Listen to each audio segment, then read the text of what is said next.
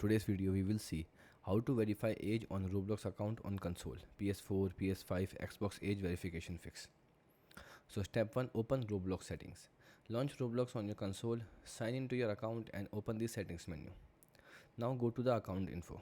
So select the account tab, info tab from the setting menu.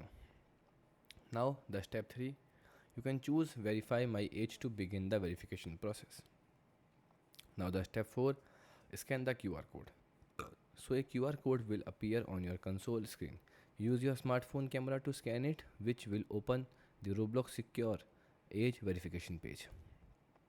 Now the step 5, prepare your government ID. So on your phone, select your account and have a child government issued photo ID ready, such as driver license, passport or national ID card. Now the step 6, verify your identity. So follow the on-screen instructions to take clear photos of your ID front and back if requested. Then take a live selfie so the verification service can confirm your identity. Now the final step, finish the verification. So wait while Roblox verification partner process your information. Once approved, your account will display a verified status and the change will automatically apply to your console account. So goodbye and thanks for watching.